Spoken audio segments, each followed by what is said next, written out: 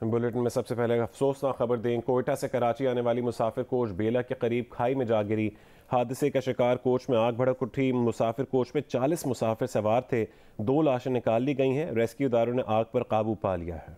मज़ीद जानेंगे जियो न्यूज़ के नुमाइंदे इब्राहिम कंबो से। इब्राहिम बताएगा, आग पर काबू पा लिया गया है और कोच में सवार मुसाफिरों से मुतालिक क्या अपडेट हैं? जी बिल्कुल ऐसा, यहाँ पे मैं आपको बताता चलूँ कि ये आज सुबह का वाकया है, जहाँ पर बेला में चिनकी स्टाफ के करीब जो है वो कोच खाई में गिर गई थी। जिसके बाद खाई में गिरने के बाद इसमें आतिशदगी हुई और आतिशदगी से जो है वो यहाँ पर रेस्क्यू का अमल शुरू किया गया और शुरू करने के बाद जो है वो इसके पर अब जो है वो कूलिंग का अमल शुरू करने के बाद हमारे जो जराए हैं वो ये बता रहे हैं कि जो अंदर इनके कुछ मुसाफिर मौजूद हैं जिन पे खदशात जाहिर किया जा रहा है कि मुमकिन तौर पर अमवात का खदशा है। अच्छा इब्राहिम, वहाँ कोई ऐनी शाहिदीन से आपकी बात हुई हो, किसी ने देखा हो कि हादसा कैसे पेश आया? जी बिल्कुल, यहाँ पर जो ऐनी शाहिदीन है उनका ये कहना है कि जो ये हादसा है वो तेज रफ्तारी के बायस पेश आया था और ये जो तेज रफ्तार कोच थी जो कि कोयटा से कराची आ रही थी वो बेकाबू होकर इस पुल से टकराई है और पुल से टकराने के बाद ये खाई में जा गिरी है। खाई में गिरने के बाद जो है वो इसमें आतिशदगी हुई है, जिसके बाद हलाकतों का खदशा जाहिर किया जा रहा है। अच्छा इब्राहिम, ये बताइएगा ये हादसा किस वक्त पेश आया था और इमदादी कार्रवाइयों से मुतालिक अपडेट कीजिएगा। बिल्कुल हिस्सा, ये जो वाकया है वो आज सुबह का वाकया है, तकरीबन 3-3:15 बजे के करीब का कुछ वाकया है ये। और जो इसमें वाकयात के हवाले से यहाँ पर रेस्क्यू का अमल जो है वो जारी है और अब जो है यहाँ पर अभी जो अंदर लोग जो हैं वो अमवात होने के बाद यहाँ पे खदशात। ठीक है इब्राहिम, आप हमारे साथ ही रहेगा। इस वक्त हमें ज्वाइन किया असिस्टेंट कमिश्नर हमजा अंजुम ने। हमजा साहब, ये आज एक इंतहाई अफसोसनाक वाकया पेश आया। हादसा किस तरह पेश आया, क्या तफसीलात आप तक पहुंची हैं अभी तक? मैं एक्चुअली साइड पे हूँ। रात को इस तरह वो 3:30 बजे ये मुसाफिर बस थी जो कोयटा से कराची जा रही थी। इसमें तकरीबन ये 42 सीटर बस थी जो इसमें ये लंगड़ा पुल के ऊपर जो है ना, लसबेला के इलाके लंगड़ा पुल, उधर से टॉपल हुई है और जैसे टॉपल हुई तो उसमें आग लग गई है और इमरजेंसी की सूरत में 3 लोगों को इसमें से हमने इंजर्ड उसमें निकाल लिया था, बाकी अंदर ही फंस गए और वो जल गए अंदर। तो वो अभी एक्सीडेंट की हालत में यहाँ पर मौजूद है तो उनकी बॉडीज हम निकाल रहे हैं। तो हमने मशीनरी वगैरह इधर मंगवाई भी है तो रेस्क्यू कर रहे हैं उनकी डेड बॉडीज को। अच्छा हमजा अंजुम साहब, ये बताइएगा कितने अफराद अब भी अंदर मौजूद हैं और ज़ख्मी कितने हुए और कितने अफराद हैं जो इसमें मुसाफिर जो हैं वो जहाँ बहक हो गए हैं?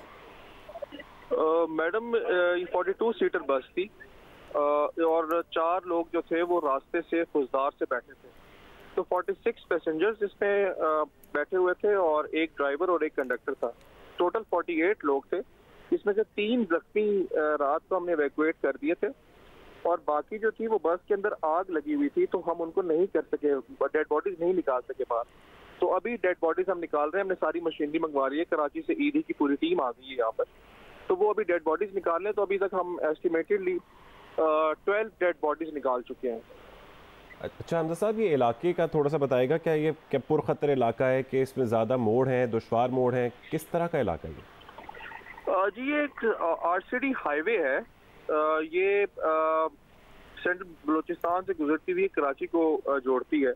तो ये लसबेला का जो इलाका है यहाँ पर जारी बात है टर्न्स भी हैं और लेकिन ये बहुत शार्प टर्न तो नहीं था, लेकिन टर्न था जिसके फौरन बाद एक पुल था। तो वो प्रॉब्ली ओवर स्पीडिंग की वजह से गाड़ी आउट ऑफ कंट्रोल हुई है और वो पुल से नीचे गिरी है और वो बिल्कुल टॉपल हुई है अपसाइड डाउन और उसमें आग लग गई है तो जिसकी वजह से ना कोई बाहर निकल नहीं सका। तो 3 लोग ही फौरन निकाल सके थे तो बाकी अंदर ही फंसे हुए थे। जी अच्छा हमजा साहब, ये बताएगा जो लोग जख्मी हालत में निकाले गए हैं वो अब कैसे हैं, उनको किस अस्पताल में मुंतकिल किया गया है? यहाँ से फौरन उनको सिविल हॉस्पिटल बेला लेकर गए थे, वहाँ से फर्स्ट एड उनको दिए। वो शेल शॉक कंडीशन में थे, बात वगैरह नहीं कर सकते थे तो उनको फिर हमने रेफर किया है फौरन कराची बड़े हॉस्पिटल में ना। ठीक है बहुत शुक्रिया हमजा अंजुम साहब। असिस्टेंट कमिश्नर बेला बलूचिस्तान हमसे गुफ्तगू कर रहे थे और बता रहे थे कि इंतहाई अफसोसनाक वाक़या पेश आया।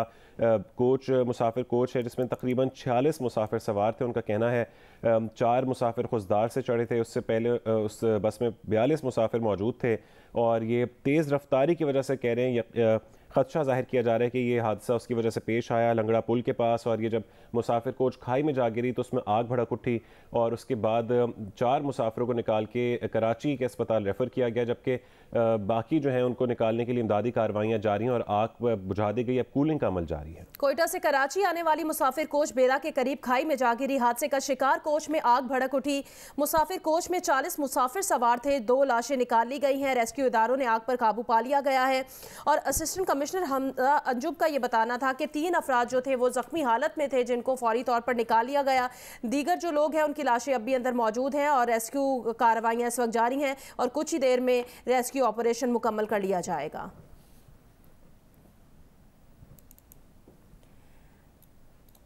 जैसे इस हादसे से मुतालिक मजीद अपडेट आएंगी आपको आगाह करेंगे। अभी आगे बढ़े, आपको बताएं पंजाब में आटे और चीनी के बाद पेट्रोल का बहरान पैदा हो गया है। कई शहरों में पंप बंद कर दिए गए हैं। गुजरांवाला, फैसलाबाद, रहीम यार खान और बहावलपुर समेत कई शहरों में पेट्रोलियम मसनूआत की मसनूई किल्लत पैदा कर दी गई है।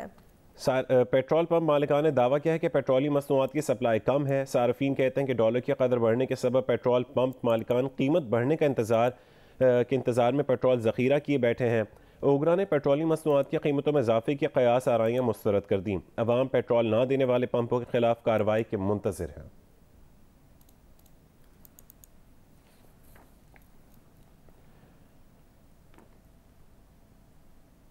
निगरान वज़ीर आला खैबर पख्तूनख्वा आज़म खान ने सूबे के बाद शहरों में पेट्रोल पंप्स पर सार्फिन को पेट्रोल के हुसूल में दुश्वारी और आटे के बहरान का नोटिस ले लिया है।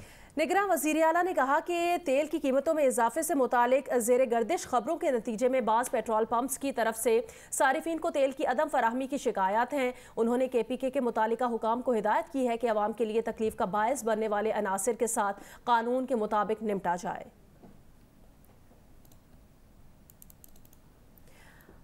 मौसम से मुतालिक अपडेट करें। मुल्क के मुख्तलिफ इलाकों में बारिश और बर्फबारी का नया सिलसिला शुरू हो गया है। कोयटा और गिरदोनवाह में बारिश और पहाड़ों पर बर्फबारी हुई है। चमन, पिशीन, किला सैफुल्ला, किला अब्दुल्ला और ज़ियारत में चंद दिन के वक्फे के बाद फिर बर्फबारी हुई। बालाई इलाकों में लोग घरों में महसूर होकर रह गए हैं। चित्राल शहर और गिरदोनवाह में बर्फबारी हुई। लुआरी टनल रोड बंद कर दी गई। मुसाफिर बरा डाम के मकाम पर फंस गए हैं। वादी हुंजा के बालाई इलाकों में बर्फबारी। खैबर पख्तूनख्वा में भी आज से बारिश और पहाड़ों पर बर्फबारी का नया सिलसिला शुरू होने का इम्कान है। कराची में आज बूंदाबांदी और आइंदा 24 घंटों के दौरान सर्दी की शिद्दत में कमी मुतवक्के है।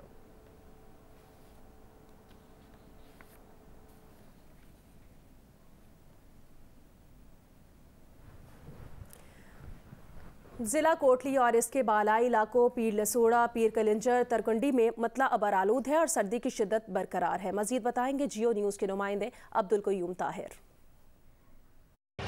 जी बिल्कुल, ज़िला कोटली का इलाकों सहसा, चढ़ोई, खुरट्टा, ततापानी, राजमाल और नक्याल में मतरा अबर आलूद है। आसमान पर गहरे स्याह बादल छाए हुए हैं। बलाई इलाकों तुरकुंडी, बालाकोट और करेला में सर्दी की शिद्दत बरकरार है। सियाहती मकामात पीर लसोड़ा, पीर कलिंजर, वादी खंडार और वादी रोड में भी मतरा अबर आलूद और सर्दी की शिद्दत बरकरार है। महकमा मौसमियात के मुताबिक आज़ाद कश्मीर के मुख्तलिफ इलाकों में तेज़ हवाओं और गर्म चमक के साथ बारिश और पहाड़ों पर बर्फबारी का इम्कान है। इस दौरान मैदानी इलाकों में यालाबारी भी हो सकती है।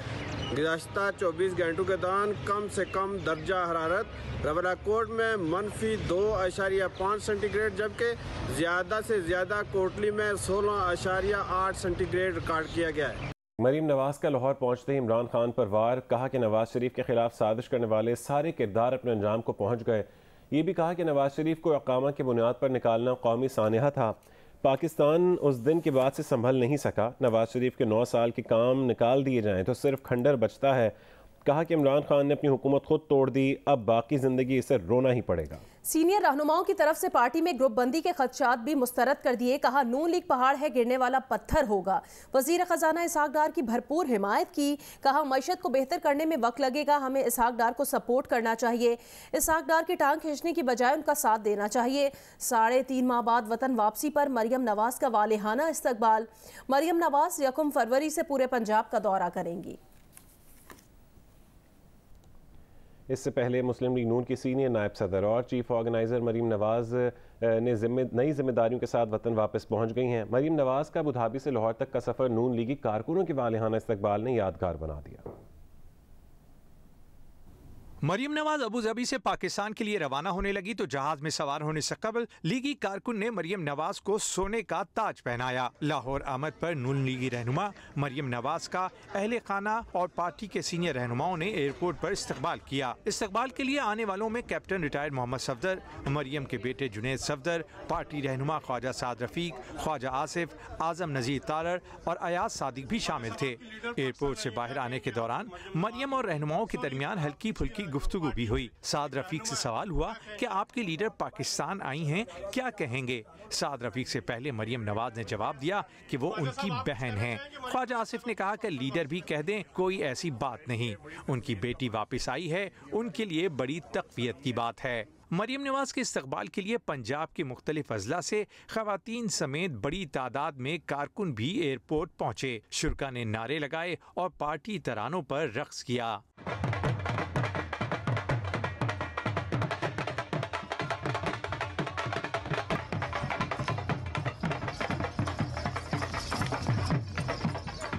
मरियम नवाज को रैली की शक्ल में एयरपोर्ट से जाती उम्रा ले जाया गया, जहां पहुंचकर उन्होंने अपनी वालदा की कब्र पर हाजिरी दी। मरियम नवाज की पाकिस्तान वापसी पर वजीर आजम शहबाज शरीफ ने अपने एक बयान में कहा कि कौम की दुआ से बेटी मरियम नवाज सेहतमंद होकर वतन वापस तशरीफ लाई हैं। मरियम ने बहादुरी से कायद नून लीग के नजरियात और हक गोई का परचम बुलंद किया। अब वो इसी जज्बे से अपनी जिम्मेदारियां निभाएंगी। वजीर इत्तलात मरियम औरंगजेब ने भी सोशल मीडिया पर मरियम नवाज के इस्तकबाल की तस्वीर शेयर करते हुए कहा कि अल्हम्दुलिल्लाह आज पार्टी कॉल के बगैर आवाम ने मरियम नवाज का वालेहाना इस्तकबाल किया, साबित किया कि कौम किसके साथ है। अवाम जान चुके हैं कि मौजूदा महंगाई, बेरोजगारी, माशी बदहाली का जिम्मेदार फॉरेन एजेंट है। तोशा चोर के झूठ का अवाम ने आज जवाब दे दिया है। चेयरमैन तहरीक इंसाफ इमरान खान ने चीफ जस्टिस ऑफ पाकिस्तान से अपील की है कि हिरासत के दौरान पीटीआई के सीनियर नायब सदर फवाद चौधरी के आईनी हुकूक का तहफ़्फ़ुज़ किया जाए। चीफ जस्टिस ऑफ पाकिस्तान के नाम ख़त में इमरान खान ने सैनेटर आज़म स्वाति और शहबाज गिल पर मुबैना तशद्दुद का हवाला दिया। ख़त में कहा गया कि ज़ेर हिरासत अफराद पर तशद्दुद या उनकी इज़्ज़त और वक़ार के खिलाफ इक़दामात आइन की खिलाफ वर्जी हैं।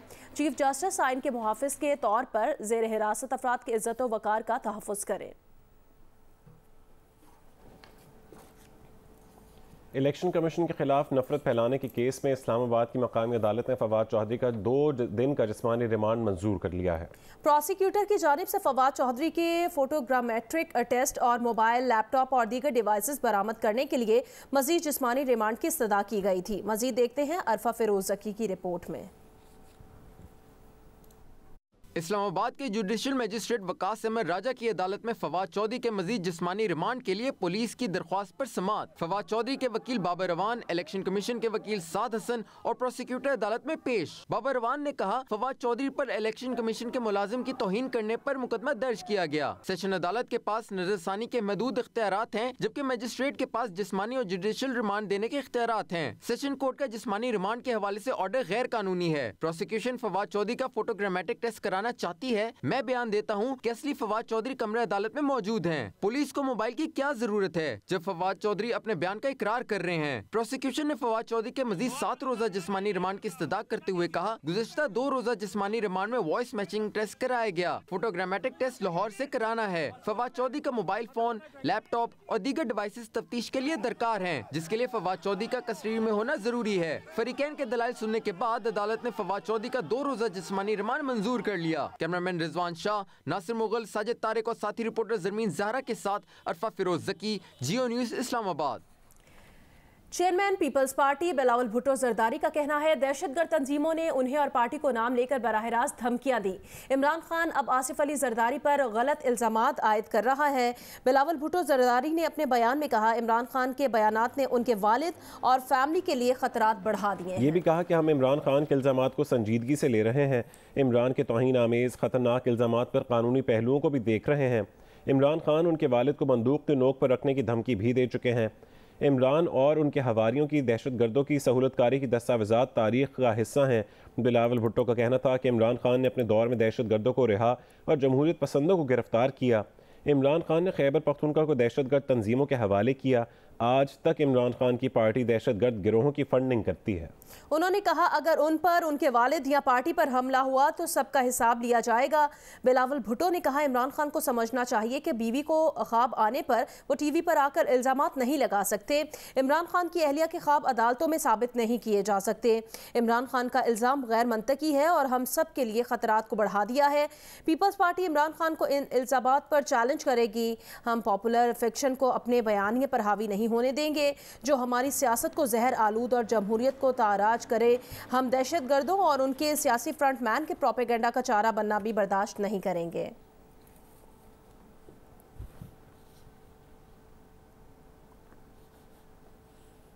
गवर्नर सिंध कामरान खान टिसोरी ने इस्लामाबाद में साबिक सदर आसिफ अली जरदारी से मुलाकात की है। मुलाकात में मुल्क की मजमूई सियासी सूरत हाल, सूबा सिंध को दरपेश मसाइल और सैलाब मुतासरीन की बहाली के इक़दामात पर गुफ्तगू की गई।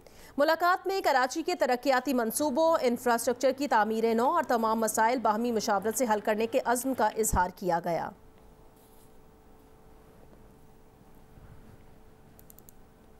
अभी आगे बढ़े, आपको खबर दें, मुस्लिम लीग नून के रहनुमा तलाल चौधरी ने सवाल किया कि क्या आर्टिकल 62-63 सिर्फ नवाज शरीफ के लिए बना है। उन्होंने सवाल किया कि अगर किसी की नाजायज बच्ची भी हो तब भी क्या वो सादिक और अमीन कहलाएगा। जियो न्यूज़ के प्रोग्राम नया पाकिस्तान में गुफ्तगू करते हुए तलाल चौधरी ने कहा कि इमरान खान के करतूत ऐसे हैं कि वो नाअहल हो जाएं, लेकिन उन्हें सहूलत दी जा रही है।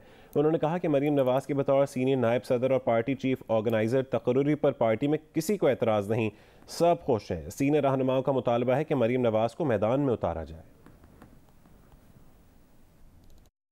62-63 सिर्फ नवाज शरीफ के लिए बनी थी कि वो अपने बेटे से तनख्वाह ना ले और ताहिल हो, और अगर आपकी नजायज बच्ची हो और आप सादको अमीन के लाएं और मदीना के रियासत के वली के लाएं।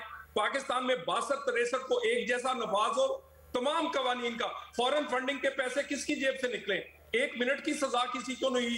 और हमारे देखिए मामला ये जिससे ज्यादा तो आप बड़ा खुल के बात करते हैं। मुझे इस पॉइंट पे आपको लाना पड़ा है कि आप जो रूल्स ऑफ द गेम की बार बार बात कर रहे हैं इशारों में, वो क्या चाहते हैं? आप यही चाहते हैं ना फिर कि इमरान खान को चाहे उनकी बेटी का केस हो, चाहे फॉरेन फंडिंग का केस हो, उसमें नाअहल किया जाए। ये रूल्स ऑफ द गेम चाहिए ना आपको। देखिए मैं नहीं चाहता, ये उनके करतूत हैं। बच्ची ये कोई जबरदस्ती किसी ने नहीं कहा था। फॉरेन फंडिंग के जेब में पैसे उनके निकले हैं। उसके बाद हीरो तोशा खाना उन्होंने खाया है, मिस डिक्लेयर एसेट उन्होंने किए हैं। मुझे ये बताइए जो सहूलतें उन्हें दी गई पिछले 8-10 साल में लाडला बनाकर हम पर मुसल्लत करने के लिए, वो खत्म होनी चाहिए। पंजाब में जो ऑर्गेनाइजेशन के मामलात हैं वो हमजा शहबाज देखते थे, अब वो नहीं है। मरीम नवाज साहिबा हैं जो यकीनन एक मकबूल लीडर हैं, लेकिन पार्टी के अंदर से भी ये खबरें आई कि लोग इस बात पे मुतमईन नहीं है कि कम से कम हमसे बात कर लेते, मुशावरत कर लेते और फिर ये फैसला करते। ये पहली ऐसी अपॉइंटमेंट है जिसमें सीनियर, जूनियर, कारकुन, ओहदेदार सारे खुश हैं। मुझे बताइए इसमें कोई शक नहीं, ये सारी तजावीज सीनियर लोगों की हैं कि मैदान में उतारा जाए। किसी को इतराज नहीं। आप आने वाले दिनों में देखेंगे सारे सीनियर, जूनियर, बहन भाई सब इकट्ठे मिलकर काम करेंगे।